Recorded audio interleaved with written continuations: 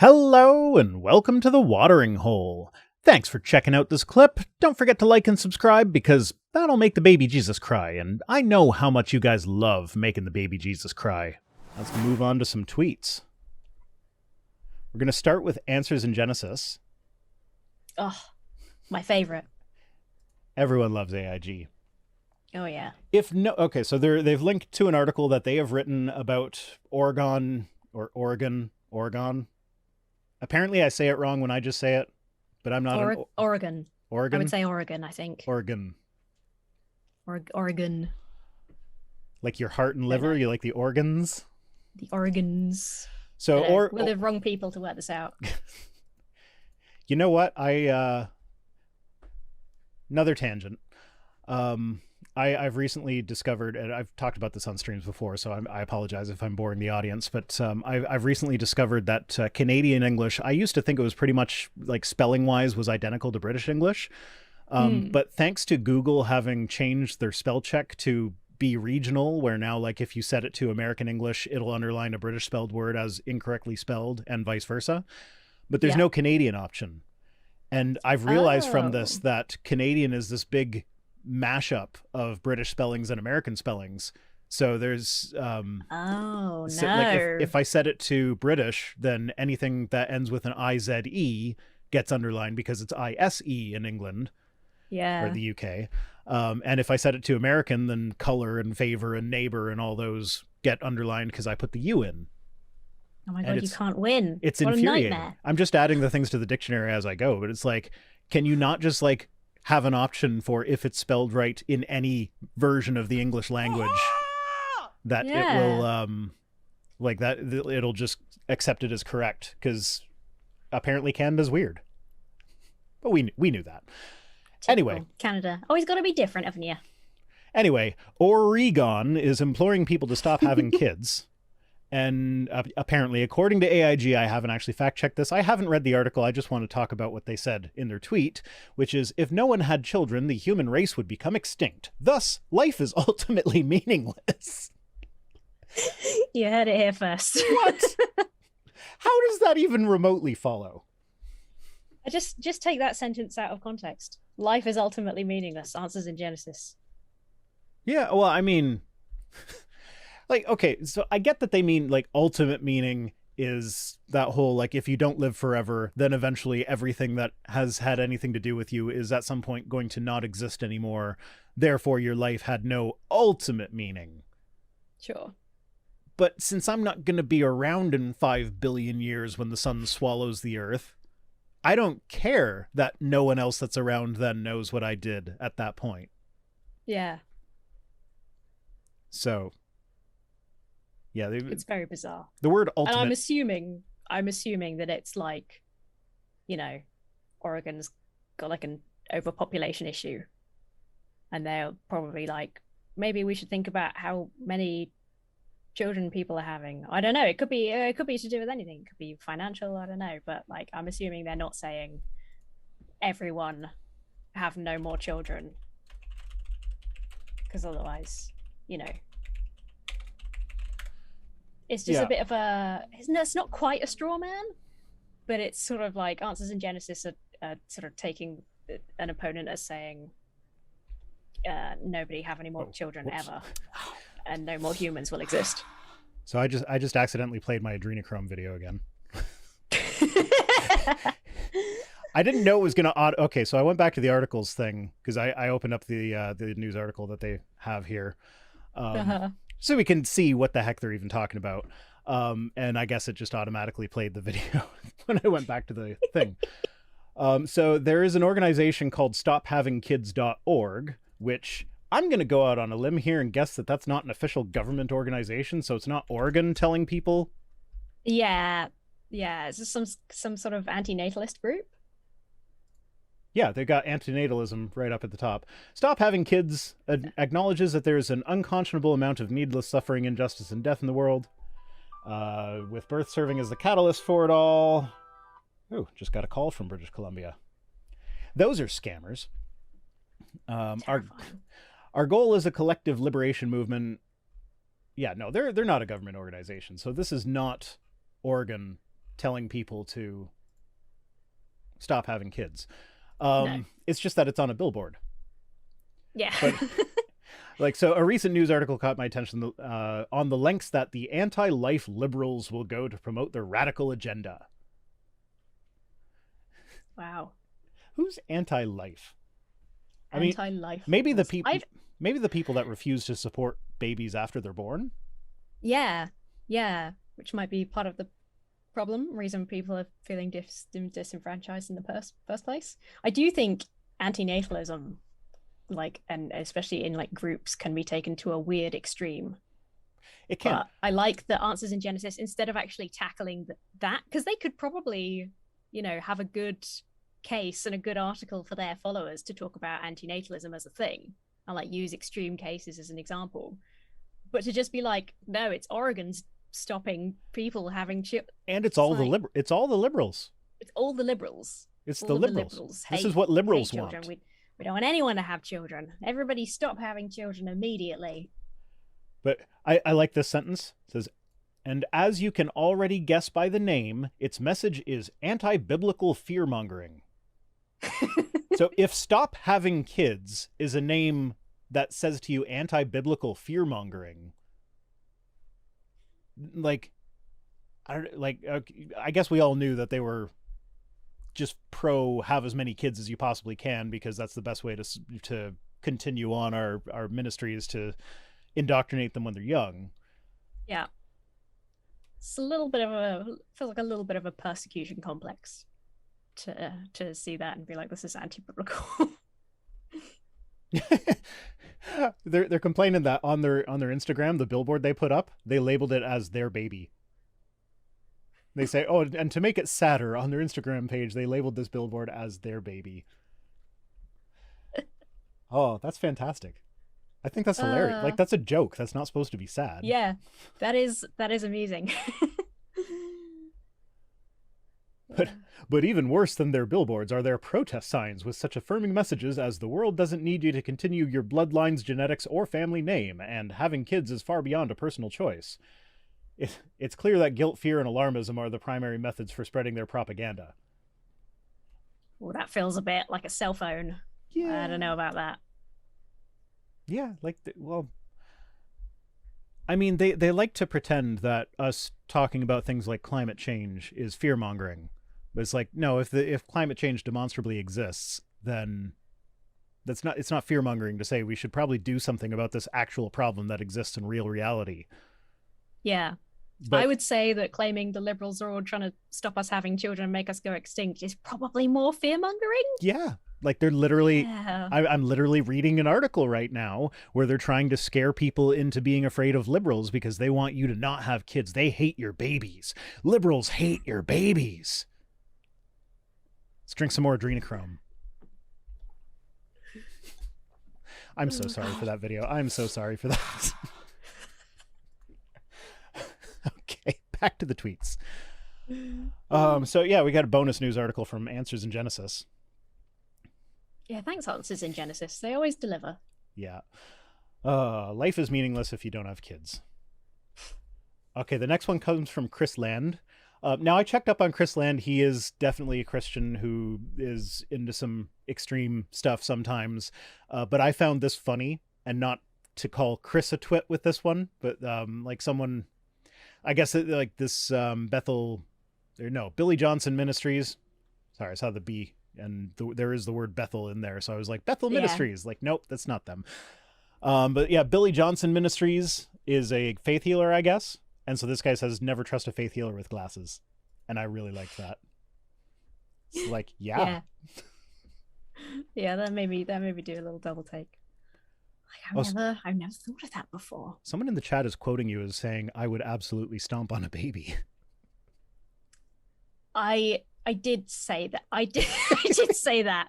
I was playing a video game, and I think that there was a question of whether I would be able to fight a baby or something like that. I don't know. It wasn't, because yeah, it's one of the many quotes that has been taken out of context somewhat. They were right. I hate babies. What can I say? I I don't really blame you. You know what's funny? So let's see. My daughter's not home yet, so I can get away with telling this story without her hearing. She was a very shitty child as a baby. And I mean that in the most literal way possible. In the The literal shit sense. Okay. everywhere. Everywhere. Like there were times when we would wake up in the morning, we'd go to pick her up from her crib and find her sitting there perfectly happy, covered in shit. Her whole crib covered in shit. The walls covered in shit. And like Wow. her first 2 days home from the hospital, we went through an 84 pack of diapers because she would Oh my she would God. poop, and then we'd wait a little bit so that she could finish pooping, and then we'd change the diaper, and as soon as we got the clean diaper under there, more would come out, and then we would just wait. We'd sit there and wait. Are you done yet? You done? Okay, seems to be done. But no, she was never like, we would regularly go through like 4 diapers at a changing, and like I know people are probably thinking like, oh, we were getting impatient and weren't waiting long enough. No, we waited a while at and it just That's all the so time. funny. And we recently stumbled on a photo album that has like a 3D ultrasound picture of her when she was Cool. in the womb. And one of them, she's got a smile. Except if you know anything about newborn babies, like babies can't smile until I think it's about 6 months old. When they look like they're smiling when they're that age, that means they're pooping. Yeah. So it's like we literally have a picture of her before she was even born pooping, because that's just how shitty of a child she was. That's so amazing. What a legacy. Oh, yeah. Yeah. That is one of the many reasons I like looking at other people's babies and then handing them back Yes. for them to deal with. Those PZ Myers is down there saying, you're promoting the anti-natalist agenda by telling that story. Yeah, maybe I am. She was our first child. We had 2 more after that. Like we had one and then we were like, you know what? I like that. Let's do it again. I don't know what we were thinking. I love my kids. Aw. Yeah, they're great kids for the most part. This is not a tweet. This is from my YouTube. This is from the Watering Hole YouTube channel. Go subscribe there now. This comment no longer exists. I don't delete many comments, but I deleted this one. I think that's fair. Lee Shackelford says, there was nothing wrong with putting the Japanese in camps. This is referring to the internment camps in World War II. Yes, there was. There's just no way to take that other than no. No. Why? And what was weird, those okay, so Lee Shackelford posted 2 comments on the video that this was on, and one of them was admonishing me for not having read the news article thoroughly before beginning. That was on me. We did kind of stumble over it a little bit because like, oh well, like stuff happened last minute. It's like I knew I wanted to talk about this, but I haven't had time to read the whole article because that was just a nasty day. And yeah, I should have like picked something that I knew that I was more familiar with rather than like reading it on stream and just becoming familiar with it right then and there. But I'm still kind of new at this, so I'm getting my legs under me. And so I was like, okay, well, yeah, that's a reasonable criticism, whatever. And then I saw their name pop up again. I'm like, okay, well, maybe there's another reasonable criticism. Nope. No. Just horror. Yeah, no. So thanks, Lee. I hope that's not your real name. I have like I have nothing to say to that other than like that's horrible and you're wrong. Yeah. Like, oh, I should have grabbed it for this. There's someone on Twitter quote tweeted me. I forget what I had said. It was something about the genocides in the Bible. But they quote tweeted me and was like, oh, well, you're an American, aren't you? Well, the Americans dropped nukes on cities in World War II. That, that was defensive. So it was okay. And I was like, okay, no, I'm not American. And all of that is wrong. Even if I was, being American doesn't automatically make nuking cities in Japan okay. Now, I know there's that argument about like, oh, if they didn't nuke the cities, then we would have lost so many more people with an actual invasion of soldiers. That's a what if scenario. We don't know that actually would have happened. We don't know that there aren't other ways that could have been averted because we dropped the nukes. Like, we live in the reality we live in, and nuking civilians is wrong. I'm comfortable saying that. Wow, that's amazing. But like, God, yeah, it was I think I've heard Kent Hovind say that. I think probably I've heard him talk about that recently, about how that was a good idea. But like, that because wouldn't I was gonna surprise me. say that's like when Kent Hovind makes me responsible for the old kings and queens of Britain chopping off people's heads. It's like that wasn't me though. I didn't do that. Like even if you were American, you would be It's your responsible for. fault that King Henry the VIII was killing his wives because he was too concerned with the religious rules about divorce. Yeah, yeah, my bad. My bad. That means it's my fault we've got the Church of England. Oh Oh, no. how is it that a country that literally has an official church of the state that has representatives in the government is somehow more secular than the states? We just I think overall we just care less about stuff. There's a bit of traditionalism that attaches people to Christianity here, but it's just tiny, I, tiny in I don't comparison. know how you feel about this, but I'm kind of an anti-royalist, where I think the royal family is a waste of tax dollars. I just find it so incredibly weird. Like occasionally, like I'll see a bit of the Queen on the news, and it's like trumpets and people standing up, and I'm like, but that's just like that could be my grandma. And imagine if my grandma came into the room and we all started playing trumpets and like getting down on our knees and stuff. It's just so bizarre. Yeah, yeah, it's like at some point in the not too distant future, Canada is going to have to spend a lot of money to change all of its money to not have the Queen's face on it anymore. Yeah. Can we like maybe take that opportunity to just not have like maybe have important Canadians of history, like what's his face that discovered penicillin? Maybe him. Yeah. It's a wild idea. Yeah, there are more famous Canadians that did good things, but that's the one that came to mind, and my mind doesn't always work when I'm live. Okay, so next we have Lobo, Lauren Boebert. So this, I was actually on the fence over, like, I almost picked a news article that was written about this, and I'm like, no, they're just saying all the same things that I want to say, so I'll just read the tweet and then say what I want to say about it. So, we require people to be 21 to purchase alcohol beverages and 21 to purchase tobacco products. Why is it so unreasonable to require people to reach certain levels of maturity before making life-altering decisions about their sexuality and identity? So, what I'm getting out of this tweet is that everybody should be raised non-binary. And Yeah. That was exactly my take. It was like, yeah, exactly. That's why all young people should have access to puberty blockers if they need them. yeah, Totally agree. everybody's on puberty blockers until they're age 21, because that's what Lauren Boebert wants. Yeah. Like that's the 21 seemed weird to me, but that's because obviously the ages are younger here. yeah, they're But like, younger yeah, here too. I don't want to make any.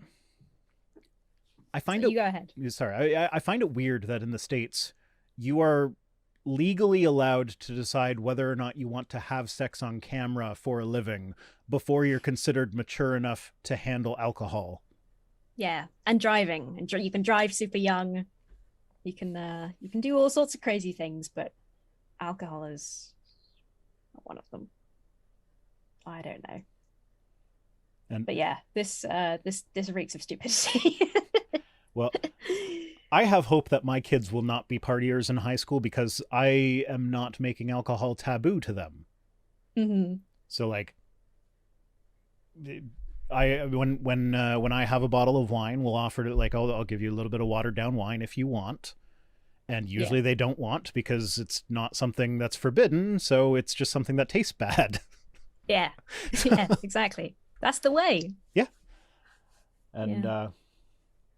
yeah, oh yeah, the alcohol thing is to cut down on DW. It doesn't cut down on DW. You think kids can't get alcohol? Yeah. Like Yeah, I even don't know. even in Back Canada, back where in my day, it was all sugary alco pops. That was what we get. We get like really, really low percentage. My mum would buy us like a pack of really brightly coloured, mostly like cola or whatever. And you Captain just get high off the sugar. Captain Cadaver says put Ryan George on the Canadian money. Is he Canadian? I didn't know he was Oh, Canadian. I think he is Canadian. That makes That sense. sounds right. Yeah. He's always in the flannel shirt. Yeah, So yeah. that makes sense. But yeah, I'd take Ryan George on our money. Yeah, that works. Yeah. But yeah, so I guess Lauren just wants people to be non-binary. Yeah, just don't make decisions about anything. Although, I'm pretty sure she'd be perfectly fine with all of the conformative stereotypes and adult stuff that is imposed on children.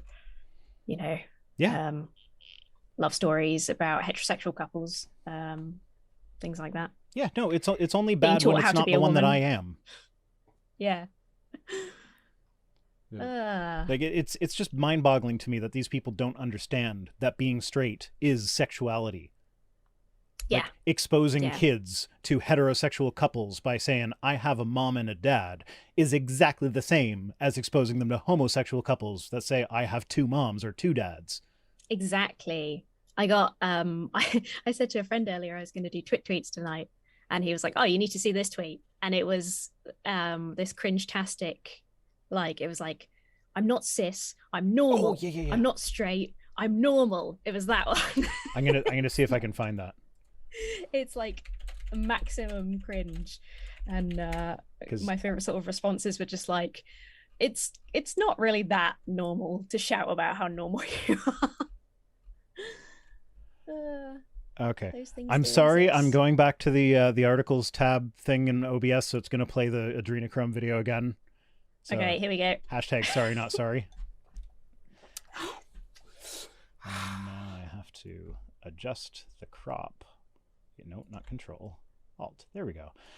Yeah, Camila Guerrero, who I think her account got suspended shortly after this. Yeah, that's right. Yeah. Said, I am not cis, I am normal. I am not neurotypical, I am normal.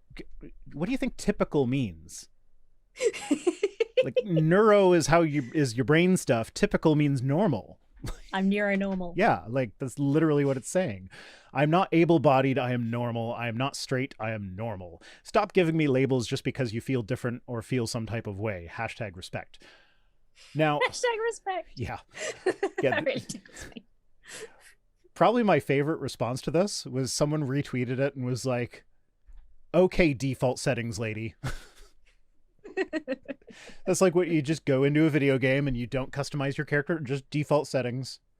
Yeah, 100%. It's like, I don't have brown hair, I'm normal. I don't have brown eyes, I'm normal. My beard's a little bit auburn, so that's abnormal, I guess. I guess so. Yeah, it's bizarre. The list could go on literally forever. It's Yeah, it's ridiculous. So that's a bonus tweet. We got through the news articles quicker than we normally do, so we have some time for bonus tweets. Cool. I've not disrupted everything by bringing this up then. That's good. No, not at all. We got all the time in the world until 3:00. Yes. So this meme. At the top, it's a blurry picture of a church pulpit that says, "If you demand sound doctrine here, but not here," and then it's a picture of a car dashboard. There is a problem. Now, I picked this because, like, I know what they're going for. They're going for you shouldn't listen to secular music. You should be listening to like sermons or religious music or something like that. Mm-hmm. But my first thought when I saw that was that it was a GPS unit. So it's like the GPS has to be like, turn left in the name of God.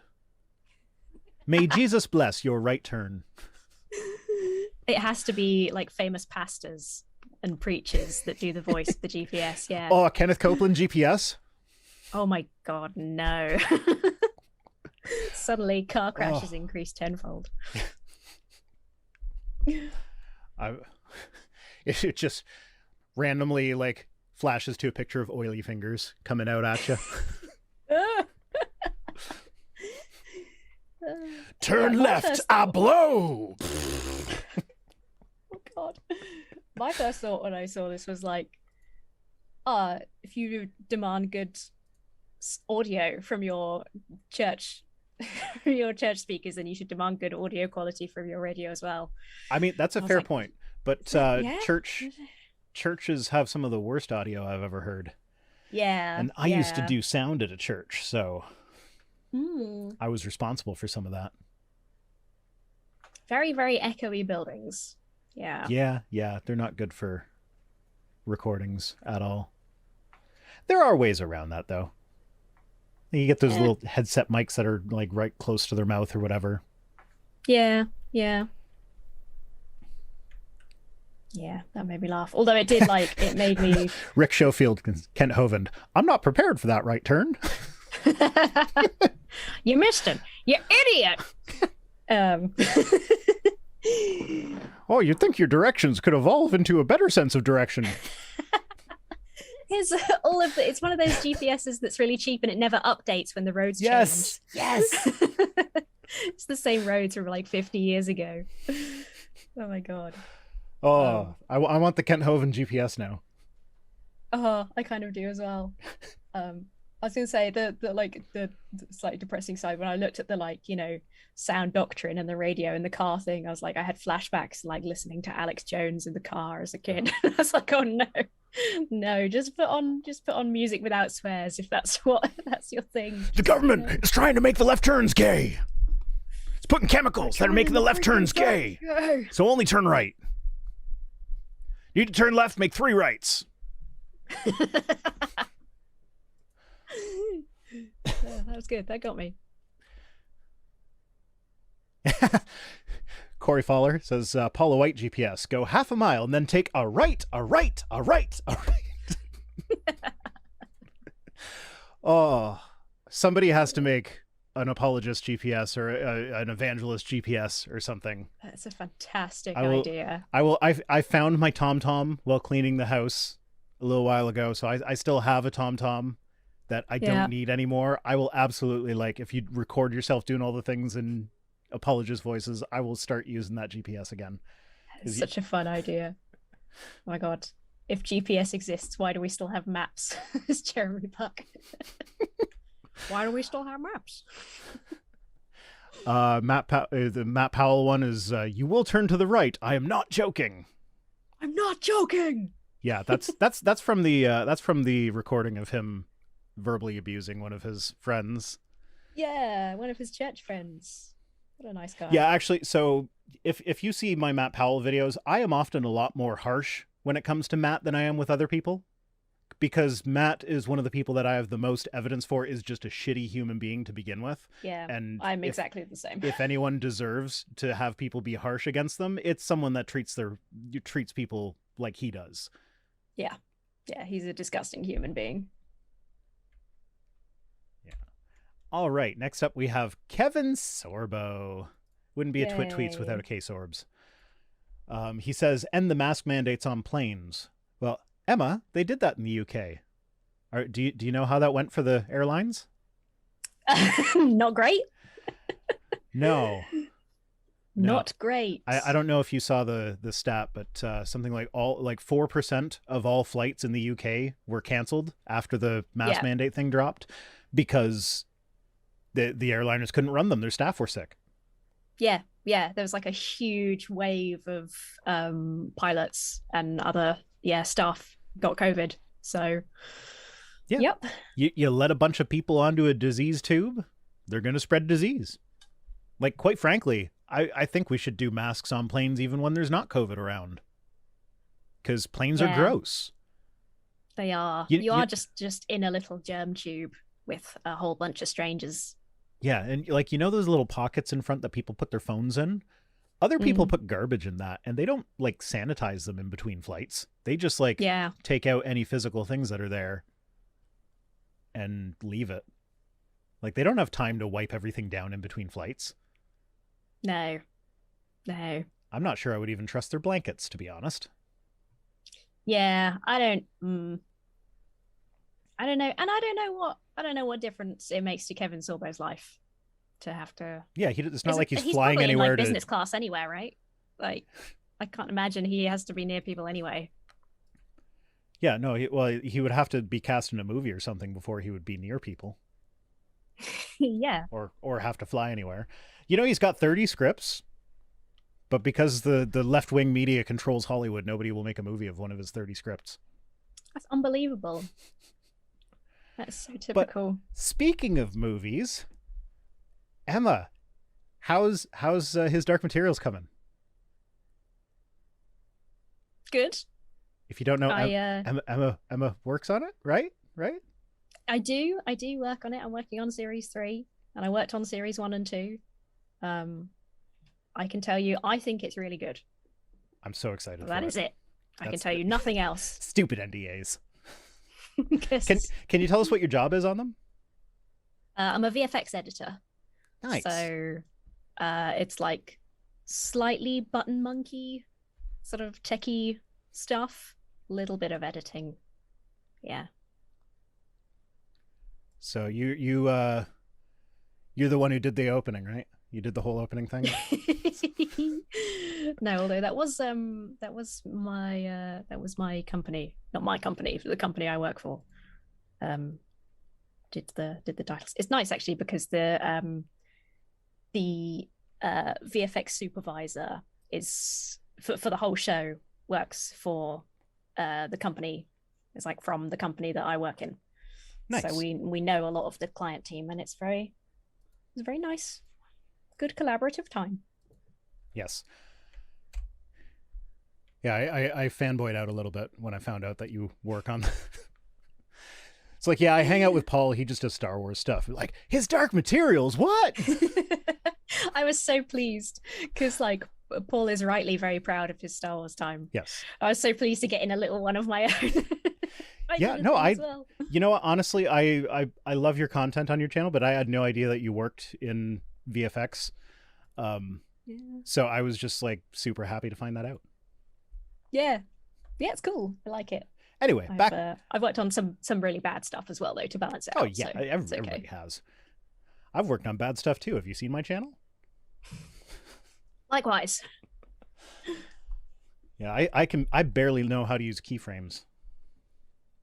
Like, I mean, I know how to use them, but like making them look nice when I use them is another matter. Yeah, I mean, I did a master's in post-production with VFX, and I like learned Nuke from a VFX soup and all this, and I'm still just, I can't do it. My partner's a compositor. I watched a tutorial video on YouTube. Yeah. I just it's not, some of my friends and like my partner are really amazing at the effects stuff, but I just never was always better at the editing and the sort of technical management, the data management, the boring stuff. But hey ho, somebody's got to do it. Yeah. All right, so on to Dr. Frank Turek. Yay, who says, Frank. Atheists routinely confuse knowing what's right with justifying what's right. Pinning that. They say it's right to love. I agree, but why is it right to love? Emma, can you say why it's right to love? It doesn't hurt anybody. It's nice. It's nice, yeah. People like being loved. It's good to love. It's just a natural human emotion that feels good and doesn't hurt anyone. Pretty much everybody likes to love and to be loved. It's that line from Moulin Rouge. The greatest thing you'll ever know is to love and to be loved in return. There you go. The issue isn't how we know what's right, but why an authoritative standard of rightness exists in the first place. Is that the issue? Does an authoritative standard of right? But does I'm confused. Getting all the calls on stream today. That was from Luxembourg. You're popular all around the world. I get a lot of scam calls. Yeah. I don't really I feel like maybe I've misunderstood what he's trying to say, but when he says why an authoritative standard exists, does he mean like, why does God have a standard of what love is? Because I don't think he knows the answer. No, it's right. He's doing that thing where they simplify the authoritative standard. Like the authoritative standard is God.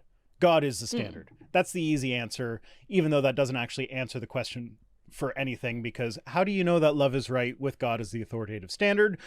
God might say that love is right several times in the Bible, but God is also said to be love, and he does stuff like commit genocide.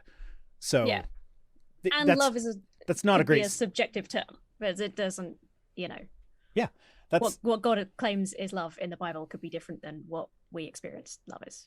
Well, the way I did it is I have a video where I took on the burden of proof to disprove the Christian God. And the way I went about doing that for most of the video was to just look at the definition of love that the Bible gives and then Mm-hmm. point to the verses that say God is love, and then point to the verses that show God not being love according to the definition of love given by the Bible. Yeah. So, according to the standard of rightness that Frank thinks exists, his God is not love. So, Yeah. love is not necessarily a right thing to do in his worldview, because, well, and that's how you end up with people like Kent Hovind and Matt Powell that have openly advocated for genocide against LGBTQ people. Yes. Yeah. And the whole NIFB church, like they will tell you that no, God is not always love. He hates LGBTQ people. Mm-hmm. Yeah. It's pretty not loving. I Yeah. don't really, yeah, I don't know why that's the issue. I don't know what the issue is. I don't know who they is, and they say it's right to love. And I don't know why. Can we go back to atheists confused knowing what's right with justifying what's right? Yeah. So let's take that pin out. I feel like that's projection, Mm. because, like, in my experience, now obviously not everybody is like this. Some people just fly by the seat of their pants. But in my experience, the atheists have a more thoroughly thought out system of morality than the apologists, Sure. because like we actually have to do that. We have to sit down and think about, like, why is this, like, is this right, is this wrong, why is this right, why is this wrong, who's it going to hurt, who's it going to help. And like Yeah. these are questions that sometimes it's hard to answer, so we need to actually spend time thinking about it. Whereas from a religious perspective, you just say, oh well, what does God think about gay people? Well, Leviticus 18:22 says don't lie with a man as you lie with a woman, so pretty clear he doesn't like gay people. Okay, but that's not thinking through it. That's just pointing to an old book from a culture that is long dead. Like I don't think, like, I know the modern Jews tend to try and conserve some of these old traditions, but like going back that far, back to when Leviticus and like the Pentateuch was written, it was a completely Mm-hmm. different culture. Even then, like they do still have some remnants from it nowadays, but there's actually evidence that they were a polytheistic society at the time, and the evidence is pretty blatant. Like, it's right there, like in the Ten Commandments, it acknowledges the existence of other gods. True. Yeah. But Yeah. Very weird. But then that's, morality also, changes. At least cultural morality. Yeah. Changes and evolves over time. because we think about it. It doesn't think about it because it's not morality objective. hasn't gotten better because we got a new command from God. God didn't come down and clarify that slavery was wrong. No, we had to work that out on our own. Yeah. Yeah. Cheers, God. Yeah, so that's projection. That is. Yeah. And that's It's so strange. I hear that all the time. I see that so often. Especially like Frank is always like going on about it, but like, the whole God wrote morality onto our hearts, and that's why we know what's right and wrong. It's like, but we used to think that things were right that are really, really definitely not right, and we all agree now aren't right. How can you? It just seems like such a weirdly overly simplistic view that doesn't hold up to reality. I don't get it. Okay, so that's all the tweets. If you'll excuse me, I know I have some super chats to read, and for some reason YouTube is telling me that I haven't gotten any. But at the same time, it's saying that I have chat revenue, which is weird. They were there. We heard them. Yeah, we heard them, so I'm going through Stream Elements.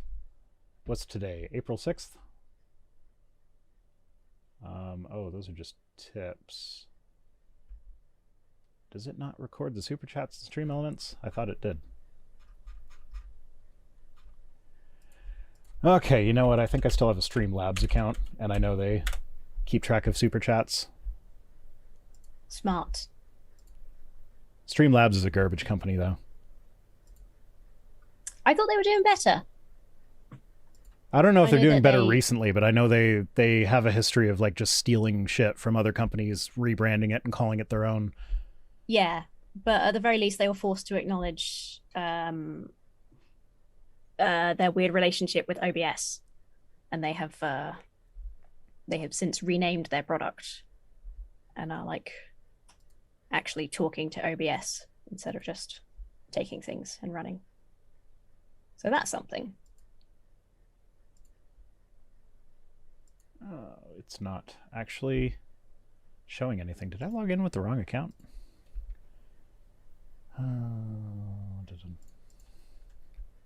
I hate this because I have so many Gmail accounts.